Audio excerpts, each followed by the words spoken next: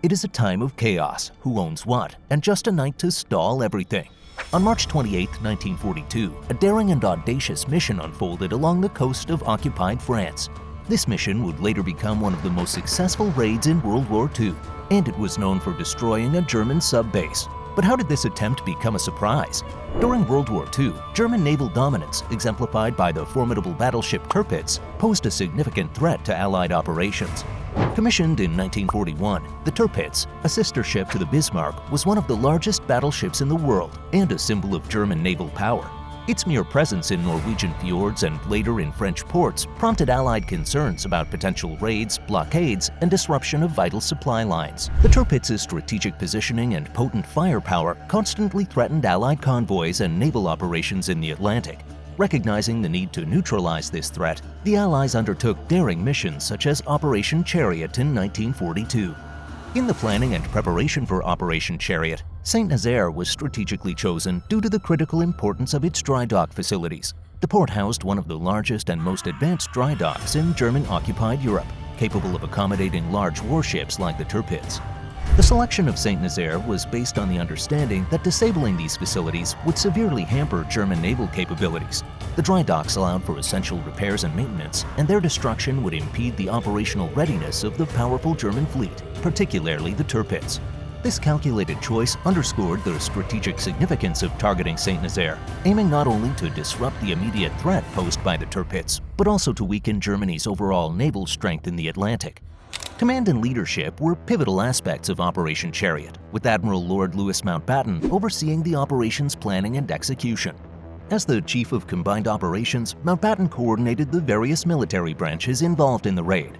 Meanwhile, Lieutenant Colonel Charles Newman emerged as the on-the-ground commando leader responsible for executing the attack. Newman, a seasoned officer from No. 2 Commando, provided crucial tactical expertise and leadership during the assault on Saint-Nazaire. Intelligence gathering also played a crucial role in the planning phase, involving extensive reconnaissance missions to study German defenses and fortifications at Saint-Nazaire. Commandos conducted covert operations to gather information on enemy positions, gun emplacements, and potential obstacles. This intelligence proved invaluable in shaping the raid strategy, allowing for precise planning and execution. Understanding the layout of the dry dock and the strength of German defenses enabled Allied forces to devise effective infiltration and demolition plans. With all the collected information, a plan for a disguised ship was carefully crafted. The primary goal was to thwart German naval capabilities, particularly those associated with the mighty battleship Tirpitz. The raid aimed to render the dry dock unusable for an extended period, hindering repairs and maintenance crucial for German vessels. As mentioned, the operation required collaborative effort and was done by many others, not just one team. HMS Campbelltown, an outdated World War I destroyer with 4 smokestacks that the British obtained from the United States through the Lend-Lease initiative, was instrumental in achieving the goal of rendering the entrance gates to the dry dock unusable. Under the command of Lieutenant Commander Stephen Beatty, the vessel underwent modifications, was disguised, and hosted several commando teams. The primary mission for the Campbelltown was to forcefully collide with the dry dock gates and incapacitate them using a substantial explosive charge. The ship's sacrifice was an integral part of the strategy, ensuring the destruction of key infrastructure and impeding German naval operations. Supporting the HMS Campbelltown were motor gunboats and motor launches. These smaller, agile vessels provided cover, diversion, and fire support during the raid. MGBs and MLs played a crucial role in engaging German coastal defenses, driving attention from the main assault and safeguarding the mission's success. Their swift and versatile nature allowed for effective maneuvering in the confined waters of the estuary, contributing to the operation's overall success. Also led by Lieutenant Colonel Charles Newman was the No. 2 Commando, who was at the forefront of the assault on Saint-Nazaire. Comprising highly trained and specialized soldiers, No. 2 Commando was tasked with storming the dock facilities, securing key positions, and engaging in close-quarter combat with German defenders. Their mission included setting explosive charges and ensuring the destruction of targeted infrastructure within the dry dock. The bravery and skill exhibited by No. 2 Commando were critical to the overall success of Operation Chariot. In addition to the commando units, the raid involved parachute battalions to provide reinforcement and support. The 1st and 2nd Parachute Battalions were responsible for securing key objectives, reinforcing commando efforts, and engaging in strategic tasks as needed. Their airborne insertion complemented the amphibious assault, creating a multifaceted approach to overwhelm German defenses. The coordination between commandos and parachute battalions showcased the effectiveness of combined operations in achieving complex military objectives. The French resistance, on the other hand, played a clandestine yet invaluable role in Operation Chariot. Local resistance fighters, aware of the raid's significance, cooperated with the Allies, providing crucial intelligence, facilitating communication, and assisting with logistics. Their clandestine activities helped the Allied forces navigate the challenging terrain and evade German detection during the mission's planning and execution phases. The French resistance's intimate knowledge of the Saint-Nazaire area proved instrumental in the raid's success. Local guides provided critical information about the geography, German defenses, and the layout of the dry dock facilities. This knowledge facilitated precise planning and execution, enabling the Allied forces to exploit weaknesses in the enemy's defenses and confidently navigate the estuary. The execution of Operation Chariot involved crossing the English Channel under the cover of darkness. Navigating through heavily fortified German defenses, they faced the risk of interception, making precise coordination and timing crucial for a successful approach. Upon reaching Saint-Nazaire, the raid transitioned to the landing and assault phase. The arrival at the target location marked a critical moment as commandos disembarked from the vessels, faced with the immediate challenge of storming the heavily defended dock facilities. The operation required swift and decisive action to establish control over key positions and pave the way for the demolition teams. HMS Campbelltown, being loaded with explosives, was intentionally rammed into the dock gates, creating a breach for the commandos to exploit. This daring maneuver was a vital element of the plan, designed to maximize the impact of the subsequent explosive charges and demolitions. Once inside, commandos set explosive charges strategically, targeting critical infrastructure within the dry dock to ensure its incapacitation on the said German naval operations. The execution of the surprise attack witnessed intense combat as British commandos faced fierce resistance from determined German forces defending Saint-Nazaire.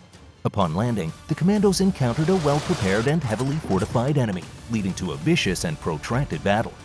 German defenders, aware of the strategic significance of the dry dock, fiercely contested the Allies' attempt.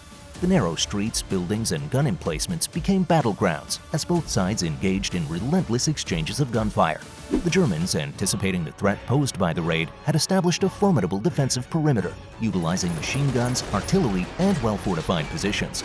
The urban warfare environment of Saint-Nazaire necessitated close-quarters combat, with commandos engaging in hand-to-hand fighting against determined German defenders. The conflict intensified as both sides fought for control of key positions within the port city. The commandos' proficiency in close combat became crucial in overcoming fortified German positions, leading to intense and often brutal confrontations. In the end, the mangled wreckage of HMS Campbelltown successfully obstructed any immediate repairs, leaving the Germans unable to utilize the facilities for the maintenance of their naval vessels, including the feared battleship Tirpitz. The loss of the dry dock disrupted their ability to conduct essential repairs. It limited the deployment of their naval assets. With the Tirpitz unable to use the facilities, it remained a diminished threat in the Atlantic, alleviating pressure on Allied shipping lanes and contributing to the overall effectiveness of the naval blockade. However, the success came at a high human cost, underscoring the bravery and sacrifice of the participants. The intense combat in Saint-Nazaire resulted in significant casualties among the British commandos, with many displaying exceptional heroism in the face of overwhelming odds. Operation Chariot's legacy was later marked by the recognition and awards bestowed upon the individuals who displayed extraordinary valor during this World War II raid.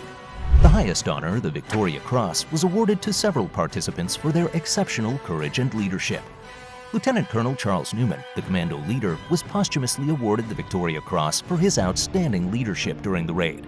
Despite sustaining injuries early in the operation, Newman continued to direct and inspire his men until his death.